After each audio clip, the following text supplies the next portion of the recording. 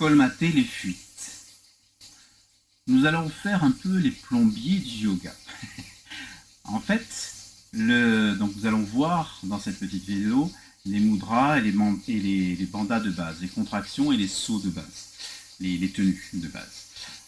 Le yoga est censé s'adresser normalement au corps énergétique. Donc pour accéder au corps énergétique, on va passer par le corps physique, bien entendu, et par la respiration. Mais un des premiers éléments que l'on va rechercher avec le yoga, c'est d'augmenter notre énergie. C'est de changer également de fréquence vibratoire. Donc à l'intérieur de vibrer différemment, mais surtout, et vraiment surtout, d'augmenter notre énergie. Avant d'augmenter notre énergie, la première des choses qu'il va falloir faire, c'est d'éviter d'en perdre, tout simplement. Donc pour ça, on va verrouiller les deux points de fuite principaux que l'on a au niveau du corps.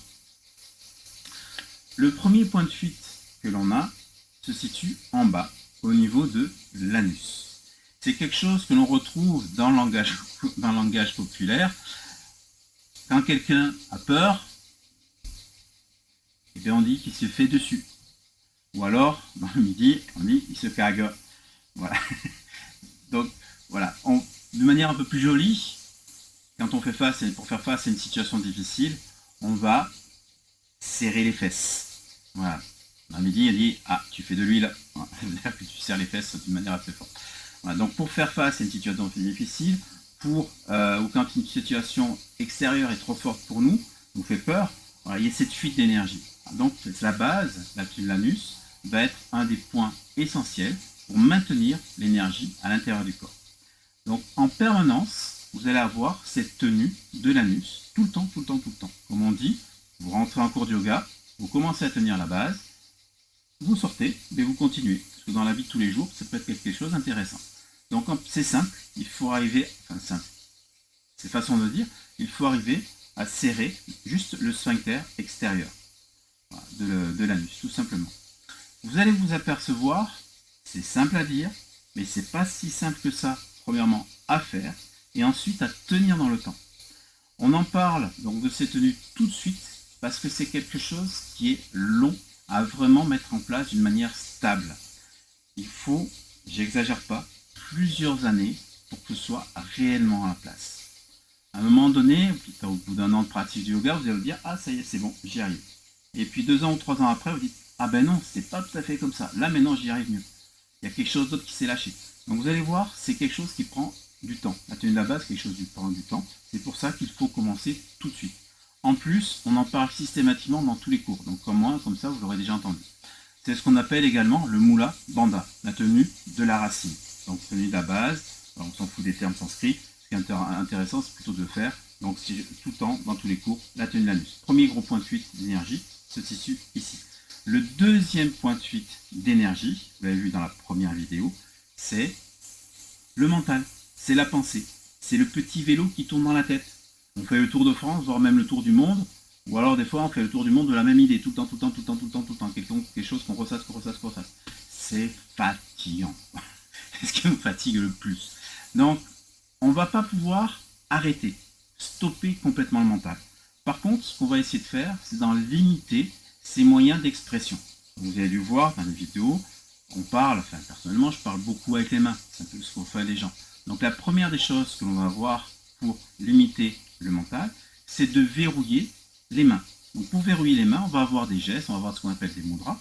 Donc, premier geste que l'on va avoir dans les assises, c'est les bras tendus et les doigts tendus. Donc les doigts sont tendus, soit les paumes de main vers le haut, soit quand on a les mains agrippées aux genoux, les doigts agrippent les genoux. C'est-à-dire que dans la technique, voilà, les mains, là, je ne sais pas si ça se voit à la vidéo, les doigts sont légèrement repliés. Là, je n'y suis pas. Je ne suis pas dans la tenue. Là, voilà, là, je suis dans la tenue. Là, il y a une présence, il y a une mentale. Il y a le mental qui est dans les mains. Il y a cette présence-là. Et c'est ça qui est important de faire, c'est-à-dire que dans les gestes, dans les mudras des mains, il doit y avoir une tension. Je ne parle pas d'une crispation, mais je parle d'une tension. Donc les doigts sont tendus, soit comme ça dans les assises. Et dans les autres pratiques, bon, ça vous sera indiqué, mais dans chaque technique, pensez systématiquement qu'il y a quelque chose qui se fait au niveau des mains, au niveau des doigts. Donc, premier moyen d'expression du mental, les mains, on les verrouille. Deuxième moyen d'expression du mental, depuis qu'on fait cette vidéo, qu'est-ce que je fais? Je parle, donc j'agite la langue. Donc là, ce qu'on va faire, c'est on va essayer d'immobiliser la langue. Tout simplement, donc il y a plusieurs, comme pour les mains, il y a plusieurs gestes des mains, il y a plusieurs gestes de la langue. Là, le geste le plus simple que l'on va voir, plus simple peut-être pas, mais le plus efficace au départ, ça va être de retourner la langue, donc le dessous de la langue, de mettre le dessous de la langue au palais, donc ça c'est ma langue, le dessous, hop, je retourne la langue, je la colle au palais et je pousse loin derrière. Je dois sentir que ça tire un petit peu sur le frein qui est devant, et la pointe de la langue, je vais l'amener le plus loin possible en arrière. Donc dans certains cas, on va avoir la pointe de la langue qui peut appuyer sur, donc appuyer comme ça, voilà, qui peut appuyer sur la partie molle du palais, ou qui peut se mettre tout simplement dans l'espace au niveau de la luette, voilà, le plus loin possible. Ça, c'est le deuxième point pour limiter le fonctionnement du mental. Troisième point que l'on va avoir, c'est les yeux. Quelqu'un, on va dire, qui a le mental agité, aura du mal à poser le regard. Le regard va partir à droite, à gauche, sans arrêt dans tous les sens. Observez-vous quand vous êtes concentré sur un travail, le regard il est fixe, il ne bouge pas. Voilà, le mental il est concentré sur un truc, il n'y a pas d'autre chose qui vienne le perturber, les yeux sont fixes. Et bien là c'est pareil. Hop, le mental, on va pour ralentir le fonctionnement du mental, on va immobiliser les yeux.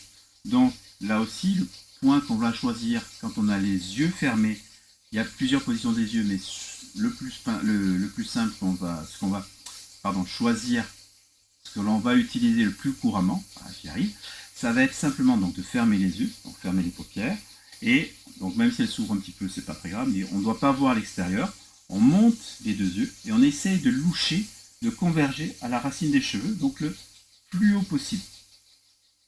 On monte et on louche le plus haut possible. Ce qui va vous aider aussi pour ça, c'est de lever les sourcils.